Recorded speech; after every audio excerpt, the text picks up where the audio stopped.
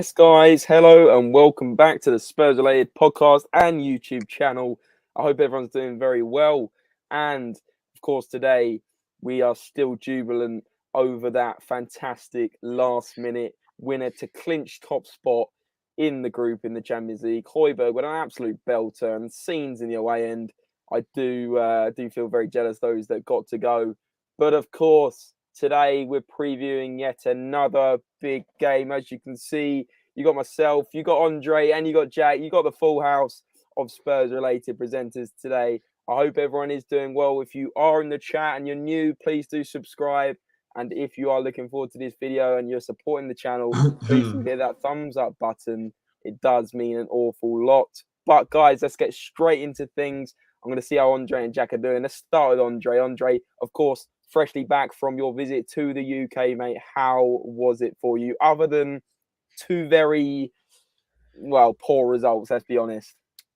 Well, I was just happy that we got a draw in that Sporting game. I mean, I loved it. I loved meeting you guys. I thought it was great. The atmosphere was crazy. The London Stadium was amazing. It definitely lived up, surpassed my expectations. But you know what? Time passes quickly, and here we are again talking about a really big game, another Liverpool game, and a lot of things to think about since recent events that have happened. Absolutely. Liverpool not in brilliant form at all last game, losing to Leeds at home 2-1. No one saw that coming. But we're also getting to all the head-to-heads and all the injury news for both teams as well, Andre. But like you were saying at the start, mate, I'm glad you had a good time. It was great to meet you. Obviously, we did the vlog of the Sporting game together, and your mate Peter is also a sound lad as well. So it was good to meet you guys. And of course, Jack Burford. Jack, obviously, you were here for the preview, mate. But other than that, I mean, we've all been quite quiet on this channel, haven't we? Like we were saying, but it's good to have you back again, mate. Yeah, no, happy to be here as always. Obviously, it's been a shame we haven't been able to produce the content that we love doing. But like you say, we've all been a bit under the weather. But now there's no stopping us. We're all back, all three of us. Like you say, I'm gutted I didn't get to see Andre when he made his visit over to London. But I'm sure he'll be back soon. Or maybe I'll be in America. Who knows? But yeah, no, looking forward to a big game this Sunday and analysing it with you guys. Yeah, exactly. I wouldn't be surprised if Mr. Holiday is over in America at some point next year as well. In your 6 holidays. But listen, let's see who's in the chat. There is about 10, 15 of you across all socials. We do appreciate the support. And we know that you guys do like these previews. And if you do like these previews and you want them to carry on, do support the channel by smashing the like button and getting your comments in live. But who we got in here? We've got Archie, THFC saying, yo, Archie, how you doing, mate? Hope you're good. Ayanami, of course, is in the building saying COYS, COYS, COYS. And also you got Kishan Raj saying, watching at 5 a.m. from Malaysia, love the content. That kind of comment makes my day, mate. I really do appreciate you tuning in all the way from Malaysia, and I hope you're doing well, Kishan. 5 a.m. as well. That's commitment. He's either had a big night out or he's an early riser, so I appreciate the dedication. There we go. There we go. But guys, I'm going to swing it over. Obviously, we've done our intros, we've done our welcomes, and it's time for Andre to kick things off. Andre, are we doing Andre's player picks today to start with? Yeah, I mean, we might as well before we get to all the crazy stuff that's gone on, because I honestly think some of these talking points will come based off of what we normally do. So let's just kick it off, get it out of the way here. The players that we need to look out for. But the first one, I mean, this is a no-brainer here. Salah. He's, one of the most crazy players for Liverpool. And at the same time, ever since Mane left, it's kind of been for him to fill those boots, and especially now, he's just kicking it off. What is it, from, I believe, 19 matches? He's got 12 goals, 5 assists, 78 pass completion. And, to be a little bit more precise here, in his last 3 games, he's got 3 goals and an assist. So, don't be surprised if he scores against us, because we've kind of been a little lacking with that defense. I think it's worth highlighting, though, Andre, that Salah, I'd have to get the stats up, but Salah has scored, I believe, a lot more goals to game. The ratio is much better in the Champions League than the Premier League. I can't remember how many he has in the Premier League, but I know he's struggling. Top scorer in the Champions League, isn't he? Exactly. And I know that in the Premier League, he hasn't scored as many goals, and without obviously cursing that is some kind of positive, I guess, in terms of, he's not quite at his form from last season where he was joint top scorer, obviously, with Sonny. But yeah, I mean, Jack, what do you think, mate? To be honest, for me, Mohamed Salah is criminally underrated. For me, I just think Underrated? You think underrated. Salah is underrated? I think the reason why I'm going to say he's underrated is because the amount of his numbers speak for themselves. Year in, year out, he performs, and everyone expects him to do it. It's a no-brainer. Don't forget, he's got the most ever goals in the Premier League season. 32 goals when Kane got 30. Year on, year out, I think he's probably got 3 golden boots now. That's more than the likes of Aguero, and similar to Harry Kane. So honestly, for me, Salah playing off the wing, not even centrally half the time, the numbers he produces are amazing. Okay. But how does that make him underrated, though? I mean, everyone knows Salah's the the reason guy. I say he's underrated, well, I think, Andre, if you actually look at his stats this year, 12 goals in 19 games, a lot of people have been talking about how quiet Salah has been and that he's not been as good since Mane left. But really, he's still performing well. He's still carrying that Liverpool team through, doing well in the Champions League, getting through. Napoli have been fantastic, so I'm not surprised they didn't top the group. And I just think, for me, sometimes Salah doesn't get the credit he deserves. I think he's an amazing player. Maybe he's not as aesthetically pleasing as the likes of Son, or some would say. People are comparing Salah to Mahrez, guys. Let's not forget that. In my opinion, I don't think he gets the plaudits he deserves. But I also think, I don't want to bring too many players into this, but I also think Mahrez is a very, very good player, and he doesn't 100%. get the goals and assists he should for the quality of player he is. Yeah, but same with the likes of Bernardo Silva, in my opinion. But I just think, personally, he's definitely rated Mohamed Salah, but the numbers he produces, I think I would almost argue he's underrated. Okay, Right, guys, but don't forget the thing that James said, right? Champions League, he's been killing it. Premier 100%. League, not so much. You're talking 7 goals in the Champions League, 4 goals in the Premier League. I was about to say, You know, it's in but half as many games. I don't want to curse it, just like James said. It would be Tottenham to have him score like 3 Well, or 4. I wouldn't even say it's Tottenham. I'd just say it's Mohamed Salah's excellence. I just think he's a fantastic player. He's definitely going to be one of the best players on the pitch, and it's someone we've got to look out for. He's undoubtedly one of the best wingers in world football. However, Jack, last time we played Liverpool, Salah's been very quiet, and that's down to Sessegnon, who pocketed him in the game last season where we drew 2. Played amazing. 2-2, and I think that was one of Conte's. That was one of Conte's first games in charge, I believe. And then that was 2-2, and then there was also the game at Anfield, which was also a draw. And also, Sessegnon played very well that game against 100%. Salah. But don't forget when Salah danced through our team to score 2-1, and then Lamela gets a penalty and Kane equalises. But don't forget some amazing goals he scores. When we're talking about Mohamed Salah, we're talking about someone who steps up on the big occasion. Who scored the winner in the first goal in the Champions League final? Mohamed Salah. Who also scored the winner against at Anfield against Man City? Mohamed Salah, who also did that amazing dance and run through Man City's defence, arguably the best team in the world. Mohamed Salah, he performs on the big occasion, and that's why, as good as we've been in recent games, he's still the man to watch. Guys, 100%. That's why he's my first pick here, right? Yeah, you are. Guys, let's bring the chat into this one. Let's make this more interactive, guys. Thoughts on Salah in the chat? I've already seen some comments. Some people calling him a pen merchant. I know who that is. That's obviously Iron Army. But some people saying they agree with what Jack's saying in terms of is he underrated. We've kind of created a little bit of a debate here. So let us know in the chat. I love it. I'm going to get through some comments, guys, because I have missed a few. Chris is in here as well. Big up, Chris. Thanks for joining, mate. Really do appreciate it. Iron Army's saying our attacking options are not looking good. And Alex is saying, do we know what's happening with trains? Unfortunately, I know there is strikes all around the weekend, so Alex, definitely have a look into that before you set off on Sunday if you're going, mate. Same here. I need to do that. Carl's saying, big up, gents. Carl, always a pleasure, mate. Always good to see you in the chat. Same as David as well, saying hi from Leicester. My head's still spinning from Tuesday, lad. Absolutely love it. Got Keith in here saying, I think Tottenham can beat Liverpool. This game is not above us. I mean, if there's any time to beat Liverpool, this is surely it. I mean, they've lost more games than they did last season by already the whole of last season. They've lost more games. So it's kind of crazy to think that. Dan's in here saying, COYS, looking forward to Sunday. Dan, appreciate you joining, mate. Hope you enjoy the game if you're off there, mate. Ayanami saying Pala couldn't even get his revenge on Real Madrid. You've also got Silver Surf in the chat. Loads of you guys joining tonight. Absolutely love it. Good to see some familiar faces.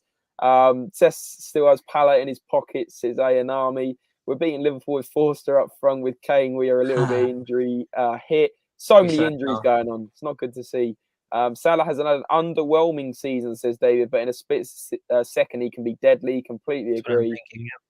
I think Keel and Lucas are still good attacking options and can do well on any given day, says Keith. And Chris is saying Salah, since his new contract hasn't been the same, we need someone to wind Nunes up and get him sent off. Yeah, I wonder if that's one of Andre's players. I haven't seen them actually, so I'm interested to see. Yeah, and finally, and we'll get back into the video.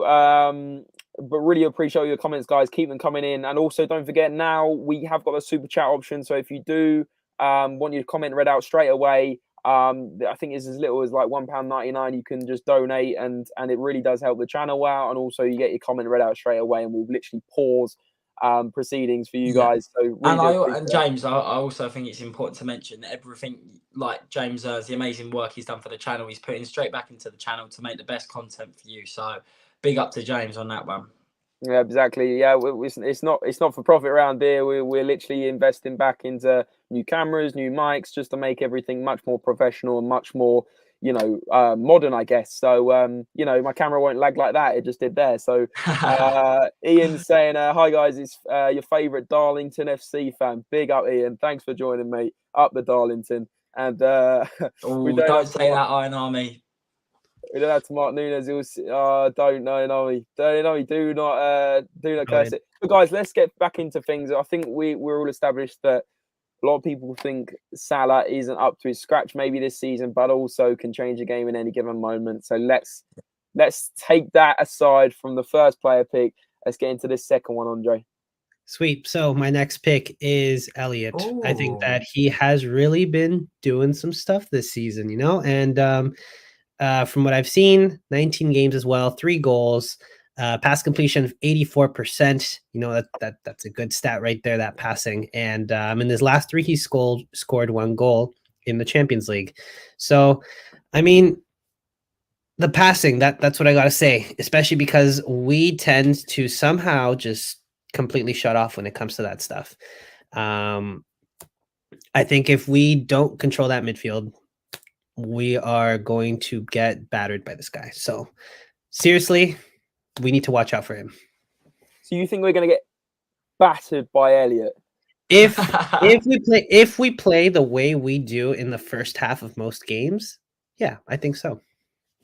Do you know what? That's a Calvert-Lewin moment. No. I've got to defend Andre because, to be fair, I'm totally joking. By the way, I did put this one forward, Elliot, but I wouldn't go as far as he's down here for me. Don't worry. But I wouldn't go as far as he's going to batter us. And I will quickly elaborate on Harvey Elliott. I think he has been a superb player for Liverpool this season so far. I believe he's got 2 Champions League goals. He looks bright. He's quick. He's agile. He's hard to tackle. Low centre of gravity because he's quite a small player.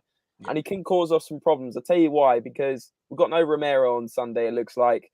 And the types of players that cause us problems are the ones that are small, agile, quick, creative, and just absolutely rinse through players that they go through us like butter. I'll give you an example this season. Miguel Almiron absolutely tore us to shreds on that game against Newcastle. No one could tackle him. Sessegnon absolutely flaked it and got done by a fake shot. Then he went past, was it Longley? They absolutely rinsed us, these kind of players. And Harvey Elliott, I'm not saying he's as good as Almiron, but he's that kind of tricky player that can have quick feet and get round our defence very easily, cause problems and put a ball low into the box. He's going to be there. Nunes, Salah. So I honestly think Elliott is a very, very good pick here from Andre because we need to be careful. I agree. And just to add to that, I think Harvey Elliott's kind of flown under the radar with the amazing youngsters, to be fair. I've been bringing through even Man City. I think a young guy called Lewis scored a fantastic goal for them last night. Pep Guardiola saying how amazing that he thinks he's going to be. And Harvey Elliott's kind of just slowly gone through his business, was done amazing at Blackburn, and has started to come into his own really at Liverpool. And I think he's a really creative player, and that's something that Liverpool are almost missing really. Someone who can sit back in the middle, and yeah, be creative, find that bottom corner with his left foot, because yeah, I think he's a fantastic player and someone we need to look out for. Like you say, Andre, I've got him down as your pick. So when you're saying he was battering us, I was thinking maybe that's a step too far, but no, someone to certainly look out for. Well, maybe batter isn't the right word, but that's what came to mind, because as far as I'm concerned, sometimes when we switch off, we make some of these players look absolutely amazing. Exactly. Yeah, and I think the 5 at the back system will help us this weekend, just to make sure we're pressing, not giving anyone time or space on the ball. Players like Elliott, because they're fantastic when they've got space, even in tight spaces. So I think our defenders are going to have to be on top form this weekend, because it's a massive game. It is a huge game. It's an absolutely huge game, and we've got to stop things about Elliott for a minute and how he's going to batter us, because we've got a super chat here from Silver Surfer. Big up Silver Surfer. Really do appreciate that, mate. Thank you. And he's saying, with injuries and tired players and below average squad, why are we expecting so much from the team? Hope fans don't make it toxic if the result isn't positive. I think this is a really good talking point. I think this is going to cause some actual big debates in the chat, because it's something I wanted to talk about at some point as well, Silver Surfer. So you beat me to it, which is great. But it is the fact that a lot of fans are almost expecting us to win this game just because of how bad Liverpool have been, when actually we have a lot of injuries. Yeah. We've got a lot of players that are scared to get injured for this World Cup. We've got a lot of players that are maybe not going into tackles as much as they would normally, because they're thinking about that World Cup. It's in the back of their minds. It's 3 weeks away, guys. And I just think because Liverpool just lost to Leeds, they've already lost more games than they did last season. I think there's a lot of people and a lot of Tottenham fans expecting us to win this game. And I'm not saying we're not going to win this game, but I am saying that I think we need to get a bit of a reality check, because Liverpool also are under so much pressure to get a result. Their fans expect so much more even than our fans. Then they're going to be coming out chomping at the bit to get a result at Tottenham. Yeah, and just to add to that, I think Liverpool will kind of be thinking, the way we've been playing in the first half, they're going to want to get at us, press us from the first minute, make sure we've got no time or space on the ball. Because if we're going to sit in, they're not going to be afraid to get at us. And that's how we've struggled this season. We've seen with Marseille sitting in, Harry Kane almost playing as a centre mid, that they won't be afraid. And with the quality they have in their team, it's going to be worrying, especially with no injury, with a lot of injuries up front. Looks like Son's going to be out, maybe potentially even for the World Cup. So we're gonna have to be on our A game if we're gonna get anything from this game. No, and you know what? Silver Surfer's got such a good point here, and I'll even add to it. This game and a few of the games coming up before the World Cup, because of the injuries we have, it's really those players who have been sitting on the bench and have been coming off or whatever, they're gonna probably start. It's up to them to show Conte that they deserve a place here, because Conte is ready to make some purchases this January and to send some people out on loan and sell some, right? He talked about quantity is good, quality is not good, right? He wants to be able to have players who are at the exact same level that he can switch on and off whenever he wants. And if these players don't live up to it, they're out. I said months ago about Bergwijn and about Lucas Moura, and you guys gave me so much shit for it. And here we are. Bergwijn's gone, and Lucas Moura is now sort of on the outs there. Every time he plays, he gets subbed off. Nothing really goes on with him. And I feel really bad, because he will always be remembered for that one game. He needs to step up and show Conte that he deserves a place here. Like, actually, like, if he got switched off from another player, he would have the exact same kind of talent. But I don't know what's going on with him. And Brian Hill, he needs to step it up as well. See, I disagree with that last bit. I would agree with what you said about Lucas. However, I would claim some slack of the fact that he is getting on now. He has, he doesn't have the legs he once did. Minutes. And perhaps he's not getting the minutes exactly of game time. And therefore, I've said this for probably 2 years since we've been doing the podcast. I've said that Lucas is a better player off the bench. I really do think he is a better player coming off the bench, making an impact, fresh legs, that agile kind of style of play where defenders defenders are tired, and then you run at defenders with fresh legs and cause problems. But I do really think that Bryan Hill, what you just said at the end there, I think he has stepped it up. I think he deserves a start soon, especially with Kulusevski and Richarlison not available at the moment and potentially not available for Sunday. I would say if I was to pick the team on Sunday, I would probably play a 5 in midfield. But if he's not going to, like a 3 in centre mid, but if he's not going to do the 3-5-2 and he's going to do a 3-4-3, I would play Kane. Well, obviously Son's out as well. Christ. So what do you do? Lucas Hill and it would be Lucas, Kane, and Hill. That's why I'm thinking. Not necessarily, because I think Perisic could play left wing. Maybe so. No, he won't do that. But he would do that. I think he would do that. James, I really like. I don't want to drift off too much because I do want to focus and kind of recenter this to the question.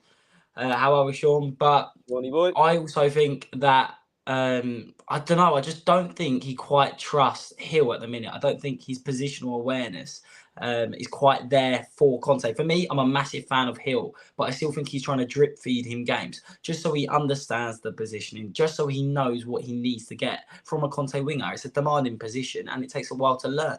You've seen with even with Eriksen, it took like 6 months. I know it's a different position, but for him to get into Conte's starting lineup. So I think Hill is an extremely talented player, but I think bringing him into a game of the caliber of Liverpool, one of the last games before the World Cup, it's a lot of pressure, especially when he's one of the players we're looking to loan out in January. So for me, it'd be a Perisic. If we're playing 3 up top, I think it'd be Perisic and Moura, just because they've got that experience in big games. I don't see Conte bringing in Hill. Would you agree, or do you think he deserves the opportunity? I honestly think that Bryan Hill, from what he's done off the bench, deserves a start, and that's me being honest. I think that Bryan Hill, he's not necessarily an unbelievable player. You got to remember, I think he's still 20 years old, so why not give him a chance to start with? Some of our attacking play this season has been absolutely diabolical, and Kane and Son aren't exceptions to that. So why not start Bryan Hill and give him a chance and give him a run out? Because the guy is full of confidence when he comes off the bench. He's running at players. He's doing all these clever, tricky stuff, which is fantastic to see. Do you not think, though, why not give him a start from the start, though, Jack? Why not give him a goal? I'm not saying he don't deserve it, but just to counter your argument, wouldn't you say putting him in a game as big as Liverpool, if we win this game, we go 13 points above Liverpool. I think we play after Arsenal, but we're keeping on their tail. We're keeping on Man City's tail. Say he does not perform to what we think he can do, and he has a bad game and we lose to Liverpool. Do you not think that destroys all the confidence that he's been built up before? And then he goes on loan in January, maybe with not that expectation that he can come back into the starting 11. You're talking about loan in January. I don't see it happening. I don't see Bryan Hill. I'm just saying, Alistair Gold reported the other day that Spurs are looking to loan out Hill. That's why. I've been seeing that too. They may well do, but I honestly think that Bryan Hill is probably although we joked about it last season and said, under Nuno, why is Bryan Hill the first player coming off the bench? For me, he deserves to be, because he's actually been quality off the bench. I remember I was in Frankfurt in Germany. It was one of the worst games of football I've seen live, and I went all the way to Germany for it. But actually, when Bryan Hill came off the bench, he did a little bit of trickery and actually made things happen, won a few fouls, and it was lovely to see. And then he came off the bench against who was it to win the penalty? Frankfurt at home, and won the penalty. He came off the bench against Sporting and caused an impact when we were at home, and we should have won that game, of course. He's made a lot of impacts, and I know what you're saying about, starting him and ruining his confidence, but I think why not? If you give him that start, let him prove what he can do, and what's the worst that can happen? You get 45 minutes in and you bring on Lucas, and Lucas is better off the bench anyway. I think it's a win-win. I still think, look, at the end of the day, right? Like I said, Conte wants players that he can switch out at his heart's content. So sometimes life isn't fair, and I'm sorry, but we're in a position right now where Bryan Hill, if he's asked to start, he needs to start. And if he can't be that guy, then he's going to get loaned out, and he's going to bring. And Antonio Conte is going to ask Tottenham to bring someone who can start if Son gets injured. You know what I mean? That's just how it is. If we want to win, we need to, Andre, I completely agree, mate. But Jay, you can't say that Hill doesn't deserve a start, but then say Son wasn't injured, you go, oh yeah, Son will just play and play and play. Because actually, we were at a point before that Leicester game where we were saying that Son needs to be benched. So why Does Brian Hill not Right. deserve a I'll chance? tell you what. I'll tell you the reason why. Brian Hill has been fantastic every time he's come on for Tottenham. But if you actually look at those games, he's had 5 minutes to impress, okay? And there has been no expectation. He's been brought onto the pitch to just run at defenders, put them under pressure, and try and make something happen out of nothing. If you're starting a game, you need that tactical awareness, and you need to, like, it's 0-0 against Liverpool. It's not like we're 2-0 down, we're just throwing the kitchen sink at it. It's a very tactical game that we need to break down the opponent, and you need to make smart, intelligent runs. I haven't seen enough from Hill from the start of a game for me to suggest that he can come into a game of this caliber and perform to the level he does off the bench. Because look, when he's come on, brilliant against Bournemouth, helped us get the 3 points, but we were losing that game we were chasing. Against Frankfurt, he come on and he was through. Okay, so he was just running because his energy is fantastic. We saw he's the fittest player. So I just don't think, like I say, back to my point, he has the tactical awareness. And because he's so young, to just start the game. And I think it's a lot of pressure to put on him. I still think we should bring him on the bench, give him more minutes because he deserves it. But I don't think he's ready to start yet. I still start Perisic and Moura. That's my personal opinion. But I can totally see why you think he deserves a start. I'm going to quote what you just said there. You just said about...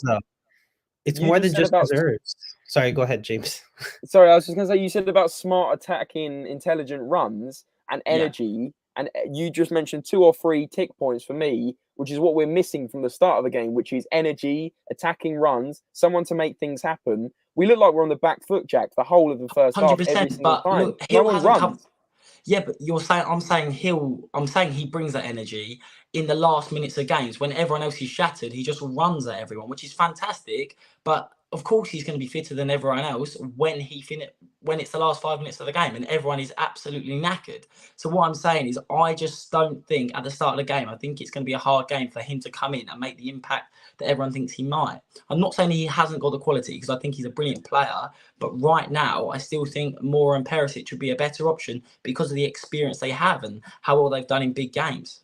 I just think that what David's saying here, how is Conte thinking that he won't start Hill because he might fail, but he started Royale all season? And then this is the issue that I have with team selection as well, because some fans will say, oh yeah, that player shouldn't start, that player's not experienced enough, that player, what if we ruin his confidence? But we're quite happy for Emerson to keep putting in 3 out of 10 performances and then putting him straight on again. But there's a difference. There's a massive difference. Why is there a difference in that? 100% there's a difference. Look at the quality that Brian Hill has in front of him. I know there's injuries right now, and that's why I know you're saying about him starting the game. Emerson's competition is Doherty. Doherty, who's been injured really badly and needs to be slowly fed into games. Jed Spence, who's a young right wing back that we would all love to see play, but Conte's not willing. So Emerson is the only player defensively enough that Conte trusts. But Hill has Moura, Kulusevski, Richarlison, Son. He doesn't. But this example we've just said, Kulusevski and Richarlison are injured. So yeah. you're comparing Lucas and Hill, and that's it. And Son's injured as well. No, but you were saying why Emerson keeps starting. So I'm referring that back to the fact that Emerson's been starting because he's the most trusted one there and he hasn't got as many options. The reason why Hill hasn't started from the start of the season because the players ahead of him are more experienced and better. But I think we'd start 3-5-2, like you say. Thank you again for the donation. But Lucas, that's what I'd have Kane and Lucas probably again. I know because I don't think Hill has the physicality to play in a 3-5-2. Okay, let's pause this for now. We can go back to it because it has actually caused a lot of debate in the chat as well. So it's a good debate, and I totally see Silver Surfer's just making us fight. Oh my goodness. Silver Surfer. By the way, I think hasn't this come from the previous super chat? So we're going to be over on another 10-minute rant in a minute, me and Jack. So this is class. Silver Surfer with another super chat. Thank you very much, mate. It is much appreciated. It does help the channel out. He's saying if we go 3-5-2, Kane and Lucas up top, the football is going to be negative, zero creativity, and hardly any shots on target.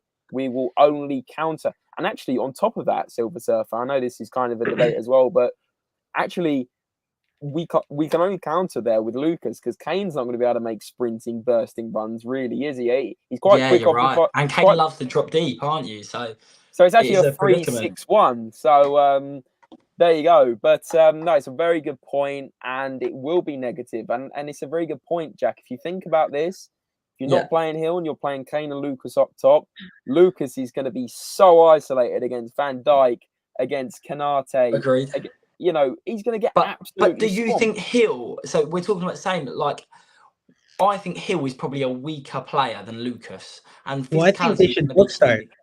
I think they should both start. Lucas you think and Hill and Lucas should both start, and you think Perisic yes shouldn't start in the front three? No, because Perisic would play left wing back, but then you say, but you've just talked about how good Sessegnon's been defensively. Yeah, but see, Perisic played off a lot of points. Perisic played off the right side against Marseille for a little bit there. He did, but then again, when Emerson come on, he was so much better defensively. And I actually think Emerson had a good game, believe it or not. And that's maybe a small part of the reason why we beat Marseille. He was good when he come on. And I think if you actually look at the games, Emerson's best games, it was against Liverpool last season at Anfield. Emerson was fantastic defensively. Don't get me wrong, he's not going to give enough going forward, but he might be able to deal with the likes of, I'm not sure he's going to play off the left because Diaz is injured, but say it's Harvey Elliott, Emerson is a decent defender, and he probably is better at defending than Perisic and Doherty. Maybe, but at the end of the day, look, I think you need to give Hill a start at some point, because if he's not ready to start when Son's injured, then he needs to go and get some playing time. The whole thing is Conte wants players that are ready to start, whether they're on the bench, and then maybe another game they start. He wants to be able to switch them around. So if we don't think he's ready, might be time to loan him out and bring someone else in who can start. Don't forget that Brian Hill is only 1 year younger than Kulusevski. Yes, but Kulusevski has played for Juventus, one of the best teams in the world, and has been spotted as a major talent. So has Hill, but Hill just hasn't had the same games. Kulusevski's physical aspects, he's so much stronger. One of his best aspects is holding up the ball and finding creativity in behind. They're just two completely different players. And I reckon physically, Hill isn't ready just yet. I think he needs more games under his belt. He needs to get into that gym, and he'll be a fantastic player for Spurs. But right now, it's too much pressure for Brian Hill to come straight into a game and be relied on to make an impact. But then again, I think it's a great talking point. But for me, I'm quite adamant that I think Hill isn't ready to start just yet. I'm going to try and get a poll sorted, because I think this is actually quite split. If I put, does Brian Hill start on Sunday, I reckon it will be as close to 50-50 as you're getting from these 15, 20 people watching. I really do think it would be. I wonder. Let me try and get a poll sorted. And meanwhile, while you're doing that, I think it's keen to add, though, I think Brian Hill is going to be a seriously good player. His dribbling, close control, and energy he brings to the table is fantastic. I just seriously, physically, I don't think he's ready, and I think that he needs to be brought in slowly. Well, I hope sooner rather than later, Jack, because Conte, it's not like I don't know how long he'll be here for, but I know for a fact that he wants players that are ready now or about to be ready. 100%. Not players I don't think he is ready. And that's why I'm saying I think we need to bring players in January. I think we need a direct Kulusevski replacement. This is not a transfer video. I can't wait to bring you them. But I do think we need a direct Kulusevski replacement. I think we need an upgrade at right wing back. And we probably need another midfielder if we're going to play three in the midfield more. So there's a lot of work to be done. And I just feel like Conte, let's be honest, boys, Conte wanted to loan out Hill in the summer. So then again, for him to be relied on now, it's a massive change. Yeah. And you know what? At the end of the day, these kind of talking points will definitely come up again. This isn't the last time, because transfer window's right around the corner, and it's going to be crazy. It's going to be crazy. Transfer windows where Spurs related come alive. That's when we're live every single day, like 3 times. But how about we, James, while you sort out the poll, let's move on to third player. Guys, get voting while we get onto this next player. Hill, does he start at the weekend? Put Jack Burford in the chat. I want Jack's side. All right, so hopefully this third player I've picked will be something that you picked, Jack and James. I personally think that even though there's been some controversies in terms of how he's not started properly, I think that Nunez has started to sort of get going now. 15 matches, 7 goals, 1 assist. His last 3 games, he's got 2 goals in the Champions League. And, he's got a 73 pass completion. I think he's just being upfront. There's a reason Liverpool got him, right? Maybe he hasn't lived up to the craziest expectations that we were thinking from the amount of money he came in. But I really do think that just has to do with how much Liverpool spent on him, right? This is I like to call it the Ndombele effect, where we spend the money we do, there's expectations that come with it. And when they don't live up to that, we start to think that they're shit. But I personally think Nunez is getting better and better. It's just unfortunate that the price tag made it seem like he needed to be amazing from the get-go, you know? Yeah. Well, Andre, you know what they say? Great minds think alike, and I've got exactly the same 3 players. And for me, I actually think Nunez is going to be a serious threat. I'm really worried about Darwin Nunez. He's been getting a lot of slack, probably because there's a guy on TikTok that always does these Darwin Nunez songs, so everyone doesn't like him. If anyone's seen that, let me know in the chat. But I think he's a fantastic player. I think he's going to score bucket loads of goals for Liverpool, and I think it's a very good signing. Like you say, Andre, when you sign a player for that price tag, it comes with amazing expectation. I think he's had a bit of time to bed in now, and I'm worried he's going to start kicking form, and I just hope it's not against Tottenham. He's got the perfect stature. He's amazing at heading. His left foot, if you saw that half volley effort he did, he can score from anywhere, and I think he's a serious threat in the box. And if you've got both of that as a number 9 striker, you're going to score goals, especially when you're playing for Liverpool and Alexander-Arnold, Hojbjerg, and when Thiago's back, he's giving you perfect balls on the plate all the time. So, yeah, for me, Darwin Nunez is going to be a very good player, and I wouldn't be surprised if he's scoring 15 to 20 goals this season. I got scared for that. I thought you meant next game. I was like, whoa. Nah. So Felix joins the chat. Felix, big up. He's saying, to be honest, Liverpool just spent 70 million to get a downgrade from Mane. And I have to agree with this comment. But massively different. The reason why... I know they're different players, but Jack, they haven't replaced Mane, and that's also why they're struggling so much. Okay, because 100%. Mane was huge for them. But Mane was an amazing player. But when we're bringing it back to money, okay? Darwin Nunez for 70 million is a lot of money, but you're buying a player that could potentially be Liverpool's number 9 for the next 10 years. They've also replaced Mane, arguably, with Luis Diaz in the window before. I think Luis Diaz is brilliant. It's hard to directly replace Mane in one window. Someone who gave you 20 plus goals a season, he's been fantastic for them. And to bring someone in on the same position for 70 million, there's not many players around like that. Can you name me a player right now that would have the same impact for Liverpool that Mane had that wouldn't cost over 100 million? I probably don't think you could. I think Brian Hill would be up there.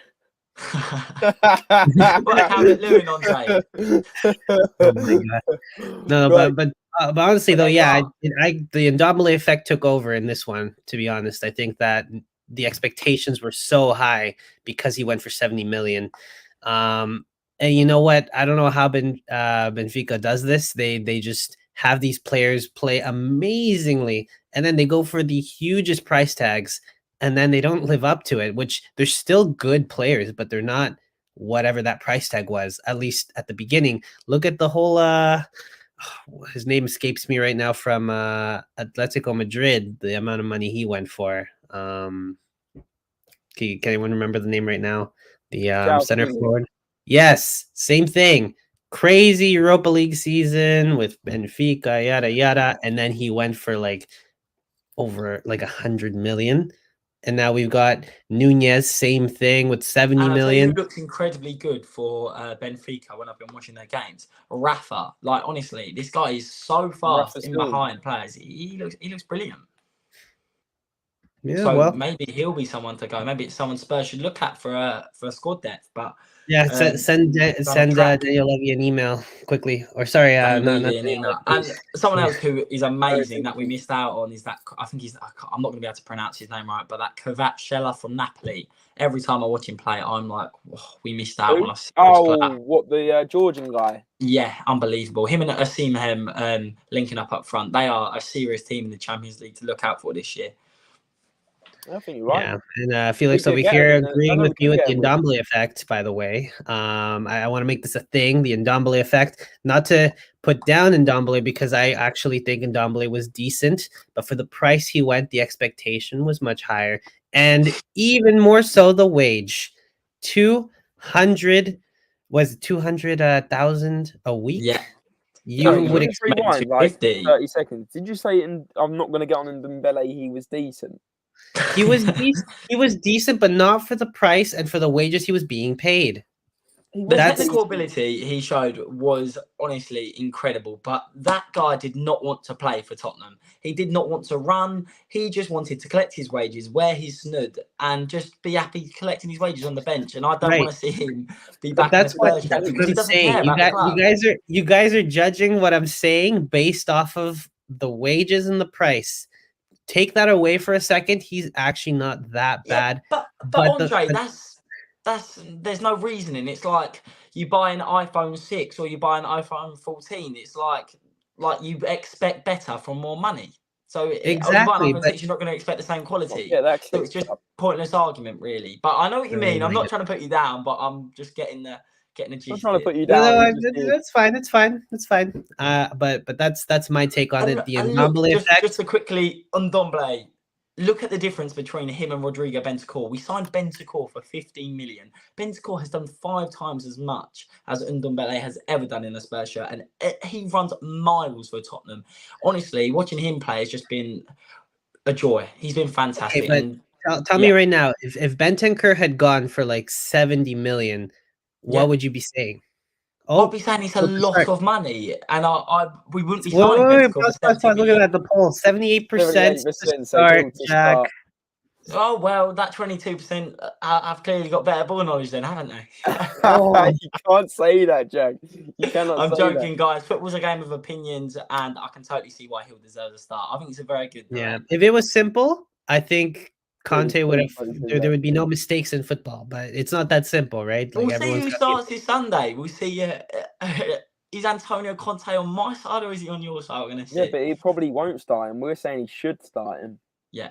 Well, there's every chance that he could start because let's be honest, if we're going to play the 3-4-3, there's more chance he's on your side. So we will see. We will see. Yeah. Start saying Ndombele treated our club like S, just used us for the paycheck. And David's saying, and it's something I wanted to go back from Silver Surfer. Silver Surfer, I did want to pick up your comment. I just wanted to finish this Liverpool preview. It was about thoughts on Romero injury. Is he actually injured? And David's saying every Argentina player who plays in Europe are all injured and expected to be fit for the World Cup. Do you not think that's suspicious? I don't think Romero is fully injured. I really don't. I think he's injured, but look, I'm just going to look at it this way from a level-headed point of view. If you have the chance to win the World Cup with one of the greatest players, probably the greatest player of all time, are you going to risk that for 1 week of football? You're probably not. And so I can understand from Romero's point of view, it's extremely frustrating because as Spurs fans, we pay his wages and we need him playing. But then again, if you're going to be playing with the greatest player of all time, win a World Cup with them, you can see Romero's point of view. Do you disagree? I disagree. It shouldn't be about Lionel Messi. It should be about the club first. Yeah. And I understand players don't want to get injured, but let's go back to that again because we've got to stop that clock. We've got a super chat. COYS with the ball. A third super chat of the video. This is a hat trick. So absolutely love the support tonight, guys. Really do appreciate it. And COYS is saying, boys, I'm not up to date. Is Sonny out versus Liverpool? Unfortunately, he is.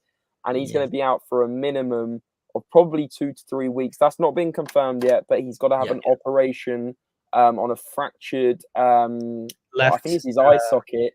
Yeah, under his eye. There was 4 separate fractures that happened around here. So, he's out.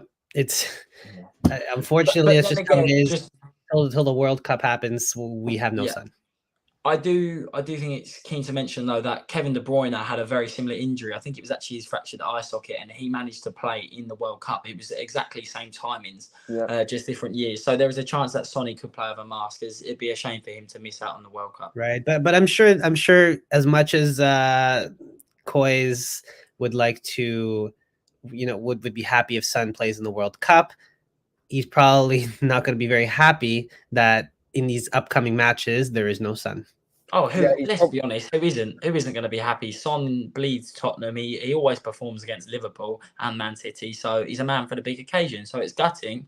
But then again, like a Silver Surfer said before, maybe we shouldn't expect so much from these games because we're missing so many players. And in the position we're in now, it's going to be hard to keep up with that, especially without the players we've got, because we're third in the league. 5 points behind Arsenal, 3 points behind Man City. That is really good. We've also finished top of our Champions League group. So we're in a good position with a lot of injuries we've had. So maybe we just need to calm it down these games, try our best, I still think we can easily get a point and maybe get 3. But maybe expectation does need to be lowered considering the amount of injuries we've got recently. Yeah, but you know what? Before we continue with the injury talk, because that is a point that we always make in these videos, let's quickly go. Well, actually, do you want to just go about the injuries, or do you want to do the head-to-head first? Let's go about the injuries as we're on topic. But one more thing I would say, COYS, is I don't think he's going to play another Premier League game before the World Cup. He's rushing to get back for the World Cup. Yeah. So don't expect him to play in a Tottenham shirt before Christmas, really. So if you're a big Brighton Hill advocate, you could get lucky, as most of these people are. Stop it. Oh my gosh. Just quickly, will Kulu be back? Let's get through the injury news and then we'll catch up on the comments. Okay, so Son, definitely out. He needs to have that surgery. Thank you for the super chat as well. Really do appreciate that, guys. And if you guys want to help as well, support the channel, help our upgrades, it really is. It really does mean a lot. So yeah, thank you so much to those that have done it this video. Great. So first off, Son, definitely out. They're still waiting for his swelling to go down. That's where we're at right now. They're waiting for the swelling to go down so they can do the surgery. And even if he does play in the World Cup, he'll probably have to wear a mask. So that's where we are with him. Then we've got Kulusevski still out. I believe Romero, same thing. I think yesterday there was news that he's got about 10 days before he comes back or before he's fully fit. And, you know, we can throw out the conspiracy theories all we want, but obviously if a player's, you know, he really wants to play in the World Cup, he's probably not going to want to rush to come back. So also out. And Richarlison, if I'm not sure, is a maybe. So we'll see what happens, but I don't see him starting. Even if he is cleared, I wouldn't see him starting. He'd definitely be off the bench. But yeah, that takes 4 players that would probably start given the circumstances of this game that are out. So definitely something to think about when it comes to the expectations. Sorry, Andre. What about Liverpool's injury news? Do you want me to go through it? Well, you know what? Well, I think I have a list here, and it should be correct. It's off the website. We have Diaz, Jota, Konate, Matip. From what I saw on the website, yeah. Yeah. Wow. Matip and Arthur. Is Thiago not injured? Keita as well, yeah, you got that. Who? Thiago. Alcantara? No, he's not on the list. So I think he should be good. That's going to be lethal. He's a player that I probably would replace with probably Elliot, because I think Thiago's an amazing footballer to watch. I think he's brilliant. Been a bit off the pace the last few months though. But he's also been dipping in and out of injuries. So I think once he's fully fit, he'll be a player that thrives in that Liverpool midfield. Yeah, and you know what? Something that was brought up, Kulusevski is going to be hoping to come back because Sweden's not in the World Cup. So there's no, there's no conspiracy there that could really be thrown in terms of is he fit to come in or not? Is he waiting for the World Cup? But the thing is, from him and Richarlison were seen running today at Hotspur way, so they maybe So they're trying to come back, but it's about being fully fit before you start, so you don't rush them, you don't complicate an injury, and it tends to happen sometimes, right? Those are the silent sort of frustrations that a player has that fans don't see sometimes, right? Because we can only go off of what is told to us. Right. And at the end, if there's a lingering injury and no one says anything and you don't really see it, we're just going to think they're playing badly when it's not the case. It's just that they're running, and every single step they take, there's a little bit of a nick there, you know? So we just have to take these next few games and just salvage what we can and just trust that Conte figures something out, because I don't want to rush these players in and have some sort of complicated injury linger past the World Cup. Yeah, absolutely. Shall we move on to the head-to-head? Yeah, Andre, let's get into the head-to-head. There's actually 25 of you watching across all socials now, so really do appreciate the support, guys. Yes, we've been inactive, but it really does mean a lot that you guys are turning back up, especially familiar faces and some new faces as well tonight as well. So always really great to see both, isn't it? If we can double that, that's the aim. This time in a couple of months, we want to be seeing 25 get to 50. So even if you've got 2 iPads and you're commenting on 2 different accounts, we don't mind. We love to see it. So yeah, get everyone involved. Desperate, Jack. No. I'm just saying we need to build this community and keep it going, because the more faces, the better. Oh, okay. We'll try. Guys, we've been going 52 minutes now. We're probably going to go for another 10 minutes, but let's get through this head-to-head. If you have enjoyed the content, please do make sure you hit a thumbs up. But listen, Andre's going to take us through this head-to-head record. Perfect. So, as some of you may see, unless you're just listening, I'll list it quickly. From our last 5 games, we had 3 losses in the we had 3 losses in the last 5, but then the most recent 2 were draws: a 2-2 draw and a 1-1 draw, 1 home and 1 away, meaning that there is some consistency now when it comes to Conte, how he sets up the team versus Liverpool. But of course, we did not have the injuries we did. So this is something to think about going into this game. But at the same time, don't forget about Liverpool's form, which we'll get to in a second. But any highlights on those last 5 games you want to talk about, guys? Sorry, I have to bring it up again without putting my face on screen for half it as well. But I've got to say, look, draw, loss. We haven't beaten Liverpool, correct me if I'm wrong, since 2017, which was at Wembley when we won 4-1. We had Dele Alli, we had Yang Vertonghen, we had Toby Alderweireld. I'm pretty sure we haven't beaten Liverpool since then. 5 years. Is that right or wrong? Yeah, you're right. You're spot on. And I think that record speaks for itself. And maybe that's why we do need to lower our expectation. Even though we are 10 points above Liverpool, it's always going to be a tough game because they seem to bring out their best football when we play them. And they are a fantastic team. I was going to say another important fact to highlight is that was Tottenham's first Spurs-related first ever vlog, Tottenham v Liverpool. So if you haven't checked that out, check it out. You're selling out tonight, Jack. It's unbelievable. Unbelievable. You're selling out tonight. I'm selling. Part-time salesman. No, I'm joking, but we're at home, Felix. We're at home. Say it again. Yeah, we're at home. I was just answering the question. We're at home. Yeah. Yeah, and don't forget Firmino, guys. That guy loves a last-minute goal against Tottenham. That guy frustrates me so much. He doesn't do much. Yeah. He doesn't do much, and then against Tottenham, he becomes the GOAT. So I don't know. Oh, I don't know. Do you not rate Firmino? I think that's another talking point. I think he's decent. I think that just against Tottenham, he just loves to score. So I don't know. I think Firmino's a very good player. I'm not going to say he's amazing. I think maybe he's getting older now, but he's actually really stepped up this season when Salah was not getting the goals in the Prem and Nunes straight away. So I think if he's probably their top goal scorer in the Premier League, and he just links it all together. If you remember what Klopp said about Firmino, he said without the reason why they play so well as a front three is the work Firmino does off the ball. His first time, his creativity, like just laying the ball off first time, his first touch is sensational. So for me, Firmino's a good player. But anyway, we won't drift off too much. I think he's had better years though. Like I think you said at the start, like he's not getting that old, but he's had better years, and I feel like he's not as sharp as he was, but he has had an incredible season so far. He's their top scorer, I think, in the Prem. I'm pretty sure. Yeah, I'll tell you this much: he's got an incredible career against us. So let's just keep that. Does anyone know the record against us? Because I do remember him getting that last-minute header when we all believed there's a small chance Tottenham could win the league under Mourinho. That first 6 months, that was a massive game.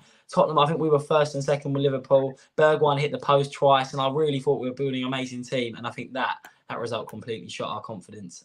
Yes, we shut off completely after that game. But let's not talk about that. Do you remember that? I think it was on Amazon Prime just before Christmas. Heartbreak, because I really believe we were building something special. But anyway, was it when Bergwijn was 1-on-1? Say again. Was that when Bergwijn was 1-on-1? Yeah, twice. Yeah, twice. And he hit the post for one, and then the other one just went wide. Didn't he miss like an open goal, like almost? Yes, twice. Yeah, well, kind of. Let's not, because that's when Spurs literally would have gone top of the league. We're depressing James right now. Look at him. I'll tell you what. A great way to cap off if we've done all our stats, which I think we have now. A great way to cap off is guys still watching. Let us know your favourite ever Tottenham v Liverpool memory, because I think that's a good one to end off on. And I'll start.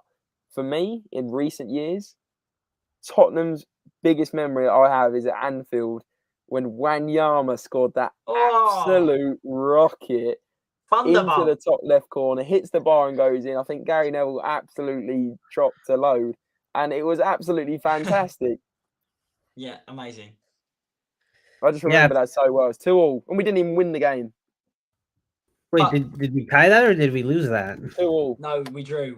That was the 2-2 when Kane missed the penalty, but then redeemed himself and scored the equaliser.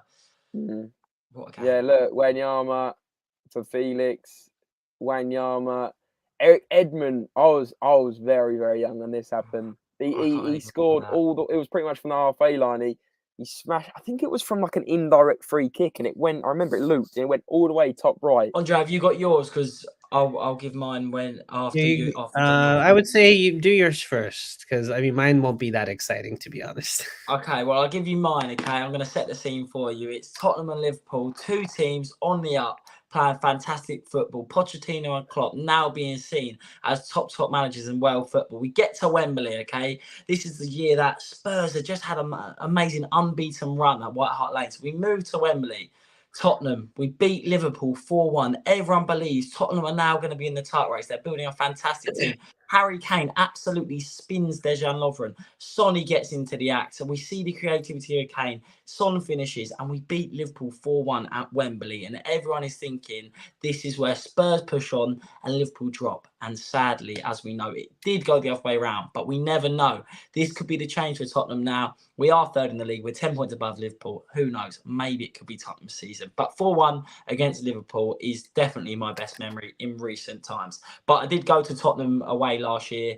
That was amazing. The atmosphere was incredible from the Spurs fans. And yeah, seeing that goal live and just the limbs in the away end was brilliant. So yeah, I hope to see many more moments like that. Absolutely, well, Jack. that was very good narration. I could picture it, but you know what? It looks like COYS prefers James's memory right there. Oh, James is brilliant. Yeah, I think the Wanyama's the most popular one. There was a couple in the 4-1 Jack as well, but to be fair, the Wanyama one, COYS, again, thanks for the super chat, mate. It does mean a lot. And he's going for, yes, what a rocket. That's the number one highlight for him. And yeah, I think a lot of people in the chat are also agreeing. Can we Who would like to see James and Andre recreate that goal? Who? On the channel, live stream. Yeah, you're on happy pills tonight, mate. But Bentancur. Happy pills, I just love to see it. Bentancur, I want to see him hit a rocket. TikTok. I want to see him hit a rocket on Sunday. That would be nice. Or maybe even Hojbjerg's hitting some bangers lately against Marseille. That was a pretty nice goal, wasn't it? So maybe we'll see a Hojbjerg banger. Who knows? Who knows? I want our score predictions in a minute. But COYS, thank you again, mate. Top man. Thank you very much. Man or woman, of course, but really do appreciate it. Toxic Headshot saying Modric goal was class as well. Top bins. I remember that one as well. Davies going for 4-1 at home when Kane done them. And Toxic Headshot's going, I see a goal from Naim. Volley on YouTube. I can't remember that one again. Probably way before my time. And Felix saying, could this be a turning point this season for better or for worse? Potentially. Let's end this period before the World Cup on a win, with a couple of wins. That would be nice. Will you be doing any more watch-alongs this season? A lot of people did like them. Jack actually goes to most of the home games. He got a season ticket. Andre and myself can potentially do some more watch-alongs. If you guys want them, let's see watch-alongs spammed in the live chat and also in the chat afterwards, so we know you guys want them. If anyone knows what time the stream will be for Tottenham's qualification round of 16 during the Champions League, then that could be a great watch along. Get everyone in here with a build up. I think that'd be a very good stream if it's not during work times, of course. That's a good point. I do think it is. I think so. Yeah, we'll have a look in the evening anyway. If I think we'll do a video on Monday in the evening after whoever we draw. But I do think that'll be like a 5 p.m. thing. Right, score predictions. Let's do it. Let's go around the house. Whoa! We forgot my favorite memory. Come on. Sorry. Okay. Go on. All right. So for me, honestly, gotta say it's the 2-2 draw from 2 games ago. It looked like it was going to be the typical Tottenham game where we score first, and then Liverpool comes in and just comes back, and that's it, and we crumble. It's over. But no, Son scored, and we drew. And to me, that showed that Tottenham really was changing. That This was in 2021 in December, the 2-2 draw. Right. Oh yeah. That was Conte. To me, that Conte's first game. that game signaled to me that things were changing in Tottenham, because it was the typical Tottenham Liverpool game where we score first, Liverpool ties it, and then they score again and beat us, right? But this wasn't the Cool. case. We actually scored again, and But it also was in off that one, mistake Robertson from got sent Liverpool. off, right? Yeah, Yeah. and we drew I against think them, and Robertson Liverpool. scored in that game, in the 2-2 game. I think it was controversial, wasn't it? Because Robertson got sent off, and everyone said they thought Kane should have got sent off because he No, went in I'm hard. pretty sure Robertson scored. I'm 99% Robertson scored to make it 2-1. Someone go check that. I'll check it. But Yeah, he did. He did. there you go. Yeah, Jota was the other one, and then Kane was the first goal. And who equalised for us? Son.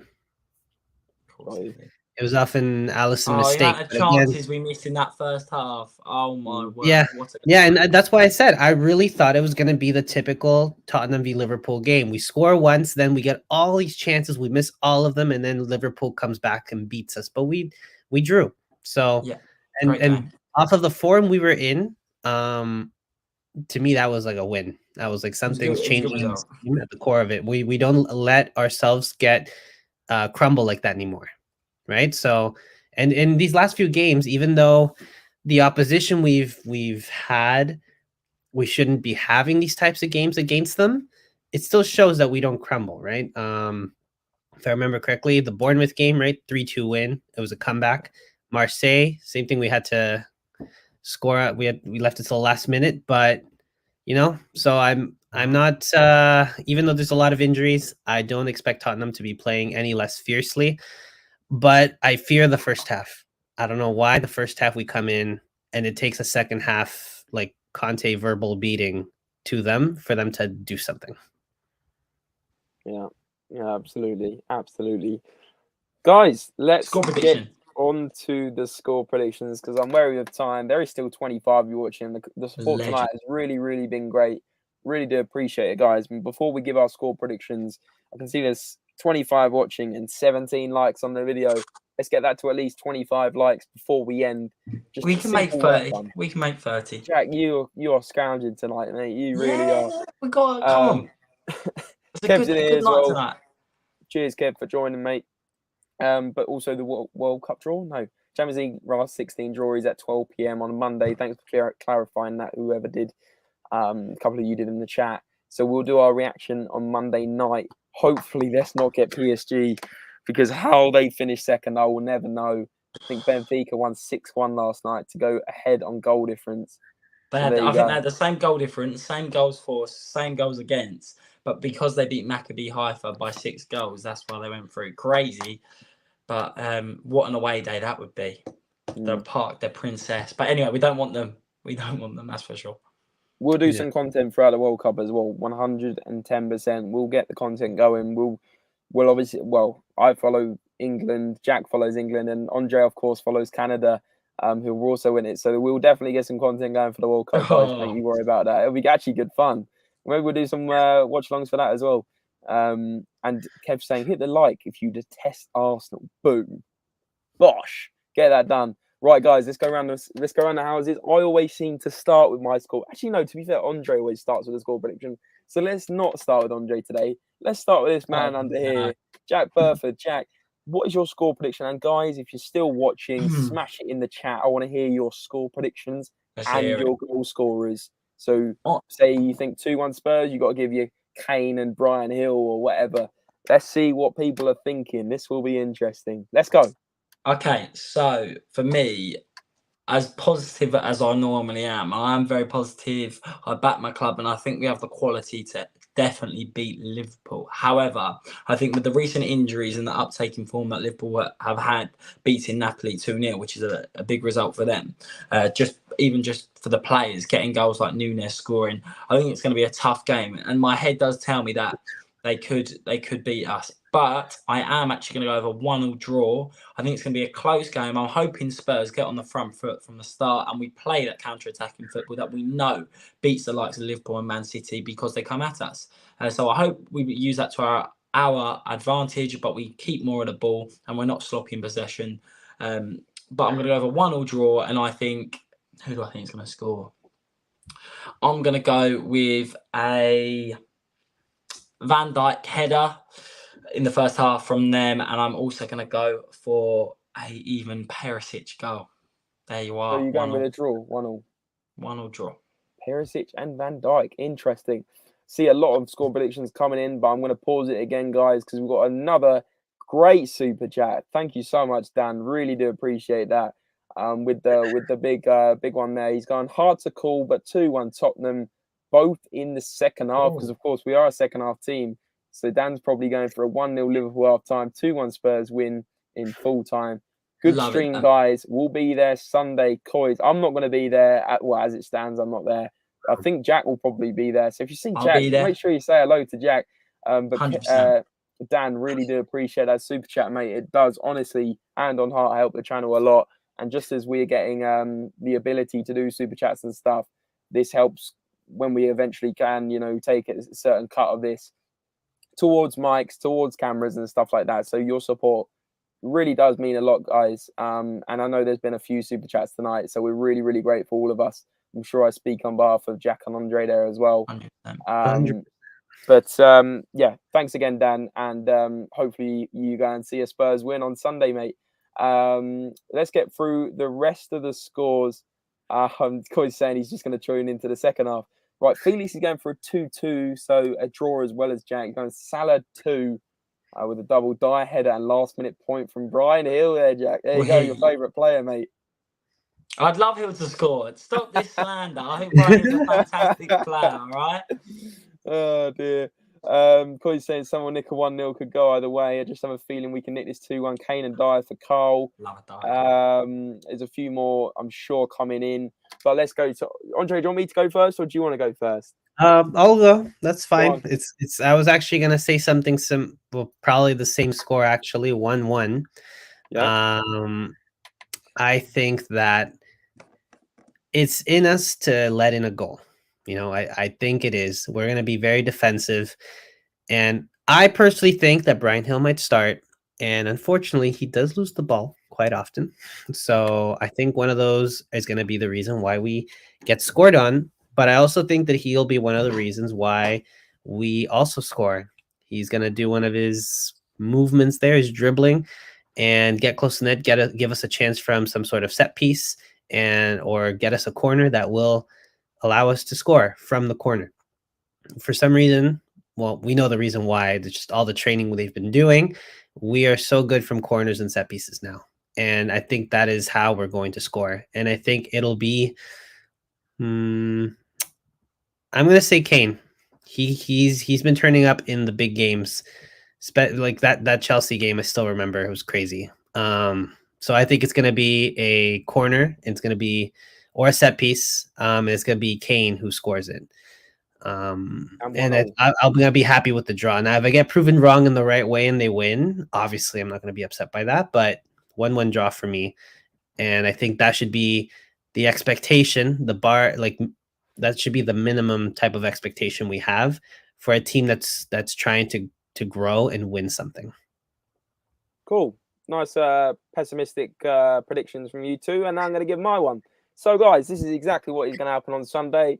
I have had some Cocoa Pops today. I'm feeling quite positive. I'm going with a 3-1 Spurs win. Let's not beat around the bush here, guys. Liverpool, absolute dross. I don't even care what anyone says.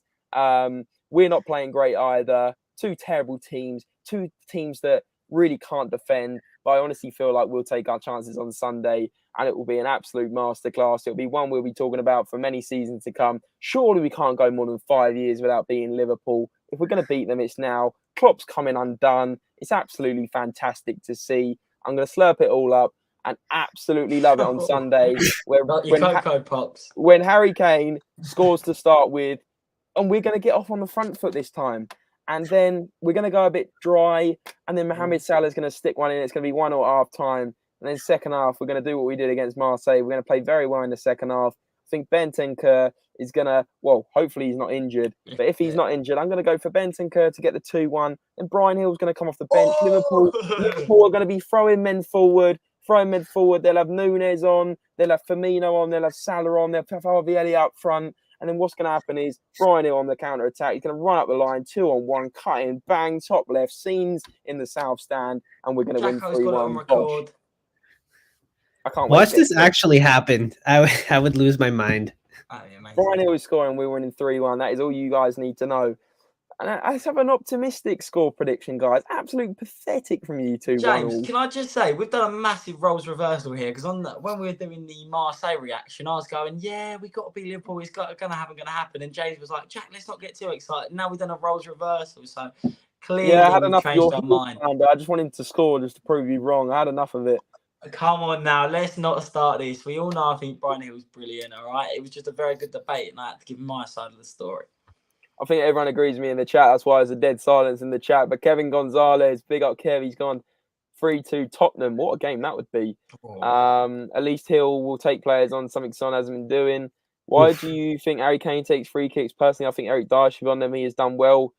I think anyone but Harry Kane, to be honest with you. The guy can't hit a barn door. Yeah, he just does his classic, like, just hammer shot, and I just feel bad for the people who have to stand on that wall when Kane steps up. Like I'm about to take a bullet. That's all it is. Absolutely. And Jack's optimistic like goal of 30 is one off. We're on 29 likes now. So Jack, you proved me wrong again, mate. So guys, do smash the thumbs up button before you do exit. That has been a 1 hour 15 preview. Wow. We said as we came on, we do half an hour to 40 minutes, but the support tonight has been fantastic. The interactions in the chat have made us done double the amount of time we were planning to do. So big up to you guys for making this show what it is. Thank you all that has joined the Spurs relatables, new and old. And yeah, I've had a great one. How did you guys enjoy the stream tonight?